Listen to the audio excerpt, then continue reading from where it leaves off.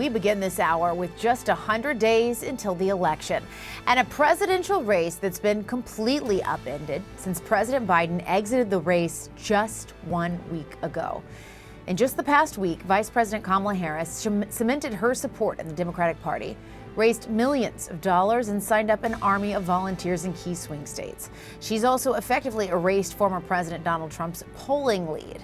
CNN senior data reporter Harry Enten is joining us now to run the numbers. And Harry, it does come down to the numbers in all of this. So where do we stand nationally with 100 days to go? Tight, tight, tight. 100 days to go. I can't believe we've finally gotten here. All right, this is Trump versus Harris nationally. Look, I think the thing that I want to sort of get down in here and sort of point out is the Harris-Trump race has actually been fairly steady. You can see this pre-Biden dropout. You had Trump +2. Look at where we are this week, Trump +1. Again, a race with no clear leader being the key thing here. But the big change, Jessica, is the fact that Democrats made that change from Biden to Harris. Why do I say it's the big change? It's because this little asterisk at the bottom, which points out that Biden trailed Trump by 6 points. By 6 points among the same pollsters that, in fact, had Harris down only 2. So Democrats, by making that change, were able to turn what was looking like a runaway race for Donald Trump into one that, at this point, is just way too close to call with no clear leader. Trump up by just 1, and that could definitely change over time. And tell us about some of the latest data that we're seeing in the battleground states, how Trump and Harris are faring against each other there. Yeah, so it all comes down to the Electoral College. So why don't we look at these key battleground states, Harris versus Trump margin once again. Look, these are the Great Lake battleground states, the ones that we've been talking about this entire campaign. Look at this. Wisconsin is the one that had the biggest separation between the two of them in Fox News polling this week, and it's just +1 Trump, well within the margin of error. Michigan a tie. Pennsylvania, of course, a key state. That is tied right now. And, of course, what does that mean? That means that the pathway to 270 electoral votes, this was the path that, of course, Joe Biden wanted to sort of ride along, is wide open for Kamala Harris. This is a Great Lakes path. So even if she lost in Nevada, Arizona, and Georgia, all 3 states that Joe Biden won last time around in 2020, if she was able to sweep those Great Lake battleground states, Wisconsin, Michigan, and Pennsylvania, and we know that those states are close right now, that would get her to exactly 270 electoral votes. So this Great Lakes path is wide open for the vice president. And then what about another potential path? Because Biden, when he was in, that was it. That was what they were looking at. Is there another potential electoral path for her? Yeah. So this is the Great Lakes path. This was the path that Joe Biden basically said, I don't think I can do it. But for Kamala Harris, this is a potential path and one that may be wide open. This is the Sun Belt path. All right, let's say that she lost in Wisconsin, Michigan, and Pennsylvania. The Kamala Harris campaign believes that they can play in Nevada, Arizona, Georgia, and the key state down here, North Carolina, that Joe Biden lost last time around. Why do they think they can play there? They think they can play there because what we know in the national polling, for example, is that Harris outperforms Biden with Hispanics and black voters. Hispanic voters, of course, being key in Nevada and Arizona, and African-American voters, of course, being key down here in Georgia and North Carolina. If she's able to sweep those, she could lose in the Great Lake battleground states, and she would still get to 275 electoral votes. So one of the key differences between Harris and Biden is there are a lot more electoral paths, as illustrated by the fact that the Sun Belt path is still open for the vice president. And so here we are 100 days from Election Day. When you look back at polling, how much does it normally change between now and an Election Day? We have so much time to go, all right? So this is looking historically, all right? How far are the polls off at this point compared to the final margin? Look at this. On average, since 72, the shift, 6 points. Of course, this year is such an odd year with so many things happening, so many things shifting. I think it's important to point out that the biggest recent shift in history was in 1988 when we saw a 26-point shift in the polls. Michael Dukakis was well ahead at this point back in 1988. And of course, George H.W. Bush easily won that election. I'm not saying we're going to see a 26-point shift this time around, but I do think it's important to point out that we could, in fact, see bigger shifts than normal in a year in which the unexpected, I honestly think, should be expected. I think that is good advice for everyone out there. Harry Enten, thank you so much. We appreciate it. Thank you. Joining us now with more on all of this, Illinois Democratic Congressman Raja Krishnamoorthi. Congressman, thanks so much for being here with us. It is wild what a difference a week makes. It's in just 7 days ago is when President Biden dropped out of this race.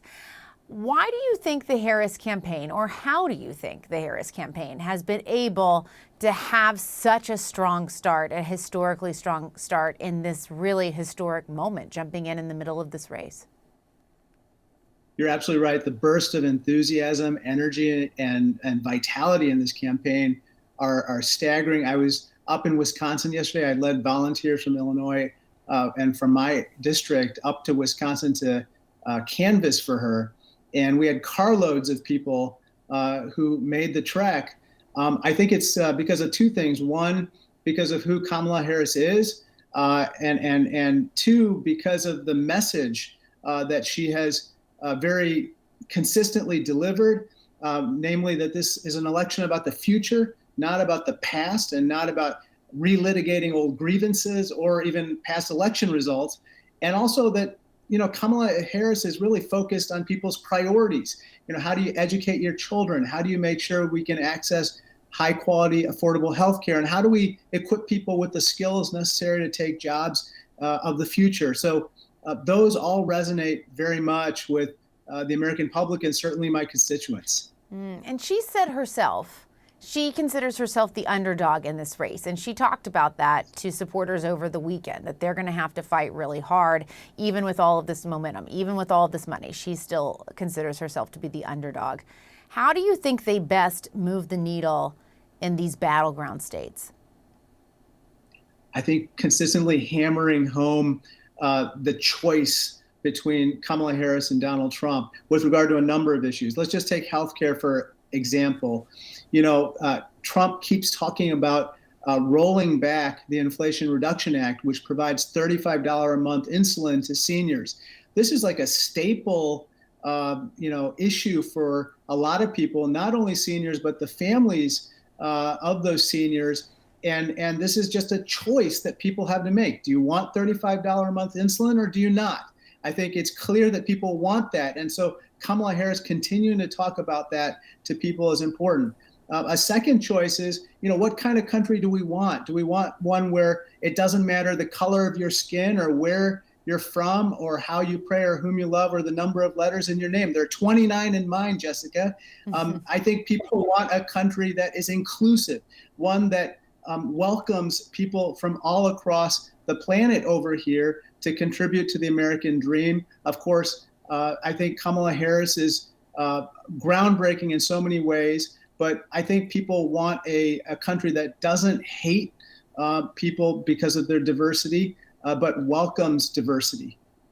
And listen, the Republicans and the former president, Donald Trump, are racing to really try to define her, both to their base, but their base is already really with them, mostly to these independent voters, right, that could maybe swing either way in these swing states. They're trying to paint her as ultra liberal. They're really leaning on her record and some of the things she said, and then also too specifically immigration, the border. How does she combat this? How does she address this? Well, I think that some of their attacks are just not landing, Jessica. I think Donald Trump calling her evil and using rhetoric which is quite dangerous in my opinion doesn't really resonate with independent voters. I was with a group of Gen Z folks this morning, and that type of language really kind of not only turns them off, but it doesn't really address their legitimate concerns about the future.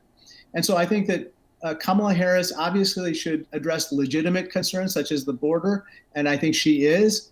We need to address the border. We need to also address the legal immigration system. And Donald Trump has been obstructing a legitimate legislative deal in Congress to do that. And then secondly, she should continue to hammer home her policies, her thoughts, her approach to dealing with the legitimate everyday concerns of Americans, the kitchen table topics that they are most concerned about.